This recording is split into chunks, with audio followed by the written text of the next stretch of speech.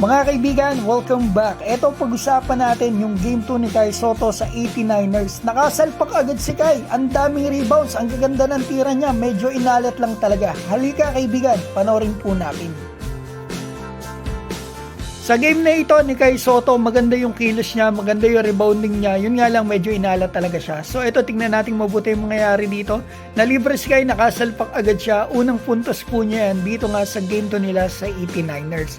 Kaibigan, masasabi ko, yung team ni Kai, ang kahinaan po talaga ay 3-point shooting, especially sa mga locals. Mga kaibigan, yung kanilang starting point guard, 18% sa 3-point line. Nakikita natin yung mga kalaban ni Kai na local, ang gagaling na shooting. So ito makikita natin hindi pinituan ng foul, sinundot si Kai sa Chad. So ito second quarter, hindi pinagsimula na second quarter si Kai ng kanyang coach. Understandable kasi galing po sila sa double overtime kahapon. Back-to-back games po kasi ito. So ito dito second quarter, naka-apat na free throw si Kai. Dalawa po yung kanyang naipasok, dalawa yung nagmintes. So ito yung halftime stats. 37-30 si Kai, 13 minutes may get, 4.6 rebound and 1 assist. And 25% dito sa field. Medyo inalat yung pambato natin.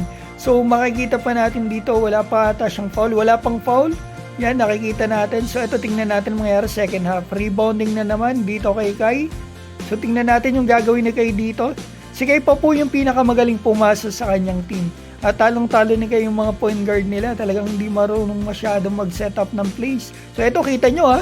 Naging turnover pa, imbes na ipasa kay Kai, kung may nakataas na kamay sa harap niya, dapat i-bounce pass niya. Medyo nakaapak dun si Kai ng pabuti, pinagpaglang niya. Ito, pasa ni LJ Pick, nilagay lang ni Kai, talagang ayaw pumasok kaibigan. Meron talagang ganon. At ito po mga kaibigan, gugulong lang sa ring, ayaw bumagsak. So ito, tingnan natin mga kaibigan, ang nangyari. Ito, ang resulta, kita natin yung 3-point shooting ng kalaban. Nakasampung 3-point yung kalaban, 30 points na yan. Ang Koshigaya, 6 lang, 18 lang yan. So 12 na kaagad, 12 puntos yung lamang ng kalaban sa 3-point line. Kasi 20% lang tayo sa field, sa 3-point line. Yan po ang kahinaan ng team ni Kai Sotto. So ito yung stats ni Kai mga kaibigan ha. 6 points, 13 rebounds, 3 assists, 2 out of 11 sa field. Medyo inala talaga ang pambato natin. At ito si LJP, makikita natin, 6 out of 16 sa field. So, yung mga locals talaga mga kaibigan, medyo nakukulangan ako especially sa 3-point shooting. Nakakatira sila ng 3, hindi nga lang naipapasok. So, may ganun talaga mga kaibigan, wala magagawa. Kahit anong sipat ng isang player, ayaw talaga pumasok, ayaw makasama sa kanyang bola. Ang mangyayari na lang ito, bawi na lang po sila sa susunod.